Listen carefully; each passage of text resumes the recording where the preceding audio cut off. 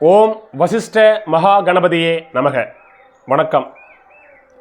SK ஜோதிடத்தின் வாயிலாக உங்களை சந்திப்பதில் பெருமகிழ்ச்சி அடைகின்றேன். இன்றைய ஜோதிட பதிவு ஒவ்வொரு லக்னங்களுக்கும் மாரகாதிபதிகள் யார், இந்த மாரகாதிபதிகள் எங்கிருந்தால் யாருடன் இணைந்தால் அவர்கள் மாரகத்தை செய்வார்கள் என்கின்ற தலைப்பில் பார்க்க இருக்கின்றோம். அதற்கு முன்னாடி என்னுடைய சேனலை சப்ஸ்கிரைப் பண்ணுங்கள், ஷேர் பண்ணுங்கள், லைக் பண்ணுங்கள், பெல் பட்டனை ப்ரெஸ் பண்ணுங்கள், கமெண்ட் பண்ணுங்கள். ஸோ நீங்கள் ஷேர் பண்ணும் பொழுதும் நீங்கள் சப்ஸ்கிரைப் பண்ணும் பொழுதும் என்னுடைய வீடியோ பதிவானது உங்களை வந்தடையும். ஜோதிடம் சார்ந்த பல்வேறு கருத்துக்கள் உங்களுக்கும் கிடைக்கப்பெறும். நன்றி.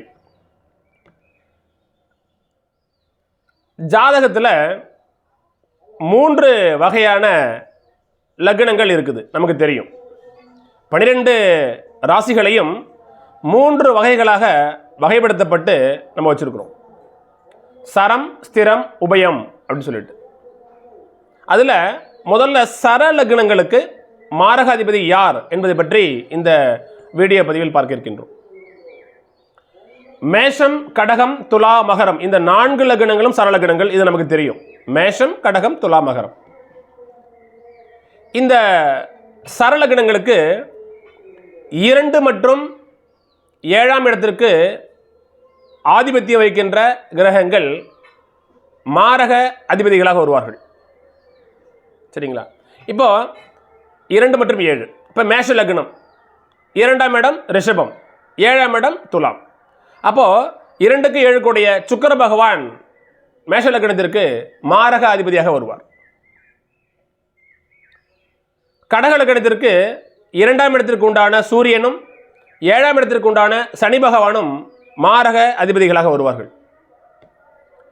துலா லக்னத்திற்கு 2, 7 கூடிய செவ்வாய் பகவான் உங்களுக்கு மாரக அதிபதிகளாக வருவார்கள். 2 மற்றும் 7ஆம் இடம் மாரக ஸ்தானமாக வருது. மகர லக்னக்காரங்களுக்கு 2ஆம் இடமான சனி பகவானும் 7ஆம் இடமான கடகம் சந்திரனும் உங்களுக்கு மாரக அதிபதிகளாக வருவார்கள். சரிங்களா? பொதுவாக மேஷம், கடகம், துலா, மகர லக்னத்திற்கு 2 மற்றும் 7ஆம் இடம் மாரகஸ்தானம், அதில் நின்ற கிரகங்கள் மாரக அதிபதிகளாக அதனுடைய தசாபதி காலகட்டத்தில் வருவார்கள். சரிங்களா? இப்போ இதில் இன்னொரு நுணுக்கம் என்னன்னா, மேஷ லக்னம் லக்னாதிபதி செவ்வாய்க்கு சுக்கிரன் மிகப்பெரிய நண்பர் கிடையாது. அப்போ நிச்சயமாக மேஷ லக்னக்காரங்களுக்கு சுக்கிரனுடைய தசை நடக்கும் பொழுது மாரகத்தை தருவதற்கு உண்டான சில சூழல்களை ஏற்படுத்துவார். எல்லா நேரத்திலும் அவர் மாரகத்தை செய்ய மாட்டார். மாரகாதிபதி தசைனால பயந்துடக்கூடாது. சரிங்களா? ஏன்னா அவர் தான் குடும்பாதிபதி. மேஷ லக்னத்திற்கு 2 மற்றும் 7ஆம் பாவாதிபதி சுக்கிரன்.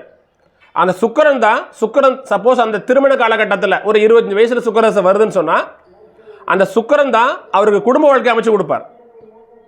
சரிங்களா? நல்ல பணம் பொருளை சம்பாதிச்சு கொடுப்பார், திருமணத்தை அமைச்சு கொடுப்பார். சரிங்களா? நல்ல நண்பர்களை கொடுப்பார், பேர் புகழ் அந்தஸ்தை கொடுப்பார்.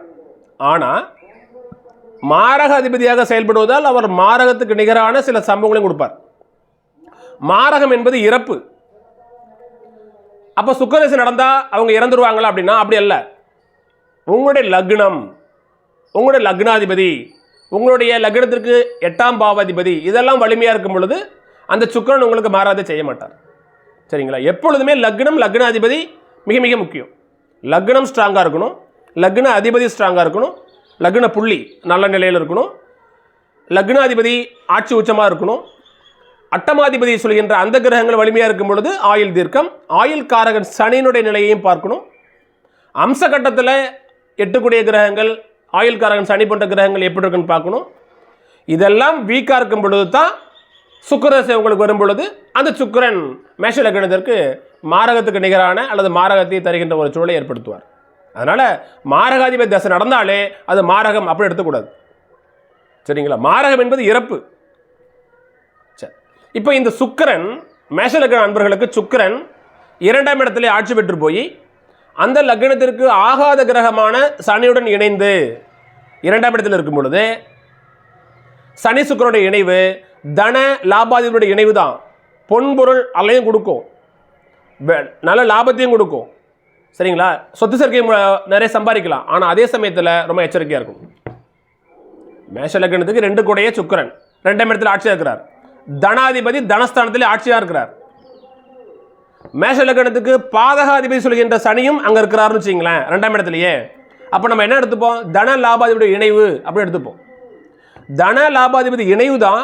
ஆனால் அது 2ஆம் இடமான மாரஸ்தானத்தில் அமர்ந்து மேஷ லக்னத்துக்கு தசை நடத்தும் பொழுது, சுக்கிர தசையோ அல்லது சனி தசையோ வரும் பொழுது ஜாதகரை அதை பாதிக்கும். லாபத்தையும் கொடுக்கும், பாதகத்தையும் செய்யும். லக்னம் வீக்காக இருந்ததுன்னா அந்த இணைவு மாரகத்தையும் செய்யும். ரொம்ப கவனமாக இருக்கணும். சப்போஸ் அந்த மேஷ லக்னத்திற்கு ஒரு பாக்கிய அதிபதி சொல்கின்ற குருவோடைய பார்வை அங்கே இருக்குன்னு சொன்னால், விருச்சிகத்திலிருந்து குரு பகவான் ரிஷபமனையை பார்க்குது, சனி சுக்கிரனை பார்க்குதுன்னு சொன்னால், அந்த பாதகமானது அந்த மாரகமானது ஜாதகருக்கு கிடைக்காது. அப்போ ஒரு குருவுடைய பார்வை அந்த இணைவை பலப்படுத்துது. அப்போது அந்த இடத்துல மாரகமோ ஒரு பாதகமோ நடக்காது. குரு பார்வை கோடி புண்ணியங்கிறது இந்த இடத்துல நல்லது. மேஷ லக்னத்துக்கு முதல் நிலை ஒரு சுபகிரகமாக நம்ம குருவை கருதுவோம். அந்த குருவுடைய பார்வை சுக்கிரனுக்கு சனிக்கும் இருக்கும் பொழுது அவர்கள் மாரகத்தை செய்ய மாட்டார்கள். ஓகேயா, இது மேஷ லக்னம். கடக லக்னத்துக்கு பாருங்க, கடக லக்னத்துக்கு 2ஆம் பாவாதிபதி யாரு? சூரியன். லக்னாதிபதிக்கு நண்பர், 7 கூடைய சனி. அப்போ இந்த 2 கிரகத்தில் 2க்கும் 7 கூடைய கிரகங்கள் மாரகாதிபதிகள். ஆனால் கடக லக்னத்துக்கு யார் மாரகத்தை செய்வான்னு சொன்னால், சூரியனை காட்டிலும் சனிதான் மாரகத்தை செய்யும். ஏன்னா லக்னாதிபதி சந்திரனுக்கு சனிதான் கடுமையான ஒரு பாவ கிரகம். சரிங்களா? சப்போஸ் அந்த 2ஆம் இடத்துல சூரியன் இருக்கிறார், சனியுடன் இணைந்து இருக்கிறார் அப்படின்னு சொன்னால், அப்போ தான் சூரியன் உங்களுக்கு மாரகத்தை செய்வதற்கான சூழலை ஏற்படுத்துவார். நல்லா நீங்கள் புரிஞ்சுக்கணும்.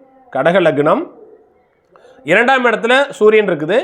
2ஆம் இடத்துல சூரியன் சனியோடு இணைந்திருக்குன்னு சொன்னால், இந்த இடத்துல 2, 7 இந்த இணைவுகள் கனெக்ட் ஆகுது.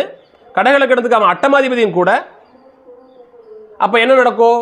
சூரியன் நண்பராக இருந்தாலும் அவர் மாரகத்தை செய்வார். சப்போஸ் சனியினுடைய பார்வை சூரியனுக்கு இல்லை, சனியினுடைய இணைவு சூரியனுக்கு இல்லைன்னு சொன்னால், 2ஆம் இடத்திலே சூரியன் ஆட்சி பலம் பெறும் பொழுது அவர் அந்த அளவுக்கு மிகப்பெரிய ஒரு மாரகத்துக்கு நிகரான சூழ்நிலையை ஏற்படுத்த மாட்டார். என்னதான் இருந்தாலும் மாரகாதிபதியாகவே இருந்தாலும் கூட உங்கள் லக்னத்திற்கு அவர் சுபர், சந்திரனை நண்பராக கருதுகின்ற ஒரு கிரகம் இது. அதனால பண்ண மாட்டார். ஆனால் சனியினுடைய இணைவு சனியினுடைய பார்வை சூரியனுக்கு கிடைக்கும் பொழுது சூரியன் தன்னை மறந்து ஜாதகருக்கு மாரகத்தையும் கொடுப்பார். லக்னாதிபதி பலமில்லாத நிலையில் ஆயுள்காரகன் சனி, அட்டமாதிபதியான சனி, இது எல்லாமே உங்களுக்கு பலம் இழந்திருக்கும் பொழுது சூரியன் உங்களுக்கு மாரகத்தை கொடுத்துருவார். அடுத்து பாருங்க, மேஷம் கடகம். துலாத்துக்கு பாருங்க, துலாத்துக்கு 2க்கு 7 கூடிய செவ்வாய் உங்களுக்கு மாரகாதிபதி. பொதுவாகவே 2, 7 பொதுவான மாரகாதிபதிகள். அப்போ துலா லக்னத்திற்கு குடும்பாதிபதி அவர் தான், 7ஆம் பாவாதிபதி அவர் தான். அப்போ திருமண காலகட்டம், அப்போ 2க்கு 7 கூடிய செவ்வாய் தசை நடக்குது. அப்போ மாரகாதிபதி தசை, இப்போ கல்யாணம் பண்ணக்கூடாதா அப்படின்னா அப்படி அல்ல. சரிங்களா? சப்போஸ் துலா லக்னம் 7ஆம் இடத்துல செவ்வாய் ஆட்சியாக இருக்குன்னு சொன்னால், 7ஆம் இடத்தில் நிற்கின்ற கிரகங்கள் தான் திருமணத்தை கொடுக்கும் உங்களுக்கு. 7ஆம் இடத்துல எந்த ஒரு கிரகம் இருக்குதோ அந்த கிரகம் தான் திருமணத்தை நடத்தி வைக்கும். அப்போ இது மாரகாதிபதி 7ஆம் இடத்துல நின்று ஆட்சி பெற்று தசை நடத்தும் பொழுது செவ்வாய் உங்களுக்கு திருமணத்தை நடத்தி வைக்கும். சரிங்களா? அந்த ஒரு துலா லக்னத்துக்கு சுபருடைய இணைவு அங்கே கிடைக்கும் பொழுது அது மிகப்பெரிய ஒரு மாரகத்தை செய்யாது. ஒரு துலா லக்னத்துக்கு லக்னாதிபதி சுக்கிரனுடைய இணைவு அங்கே இருக்குன்னு வச்சுங்க, சுக்கிரனும் செவ்வாய் இணைந்து 7ஆம் இடத்துல இருக்குன்னு சொன்னால், சுக்கிரனால் மாரகாதிபதி புனிதப்படுத்தப்படுகிறார், செவ்வாய் மாரகத்தை செய்யாது. சரிங்களா? அது பிருகமங்கல யோகமாக அங்கே வேலை செஞ்சிடும். எல்லா சூழ்நிலையிலும் இணைவுகளை நம்ம கரெக்டாக நம்ம பார்த்துடணும். சரிங்களா? ஸோ லக்ன சுபருடைய இணைவு பார்வை மாரகஸ்தானத்துக்கோ மாரகஸ்தான அதிபதிகளுக்கும் கிடைக்கும் பொழுது அந்த கிரக மாரகத்தை செய்ய மாட்டார். ஆனால் தரிச்சிருந்து 7ஆம் இடத்தில் செவ்வாய் அமர்ந்து, அது மேஷத்தில் செவ்வாய் ஆட்சி மூலத்திரிகோணம் பவர்ஃபுல்லாக இருப்பார்.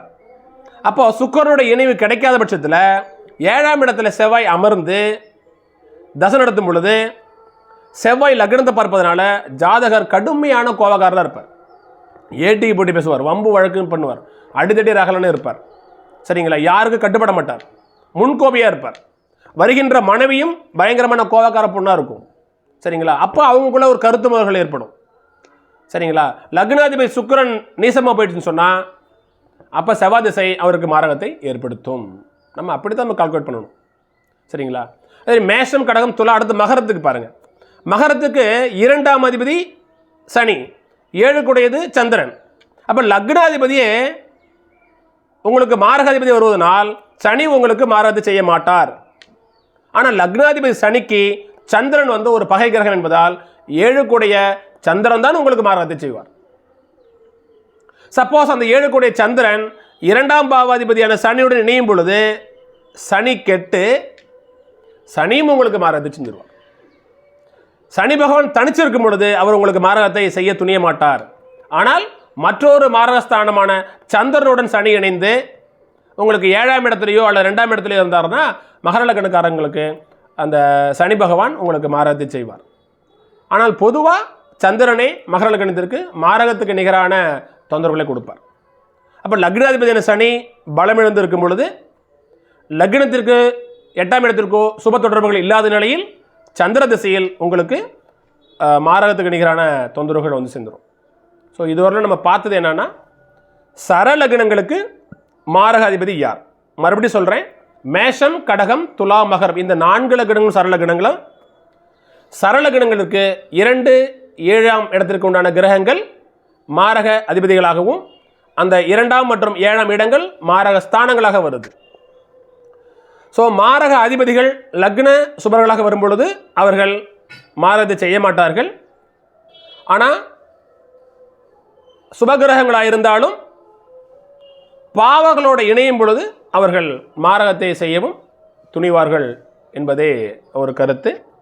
மற்றும் ஒரு வீடியோ பதிவில் ஸ்திர லக்னங்களுக்கு எந்தெந்த கிரகங்கள் மாரக அதிபதிகள், எந்தெந்த கிரகங்கள் மாரகக்காரர்களாக வருவார்கள் என்பதை பற்றி பார்க்கலாம். நன்றி, வணக்கம்.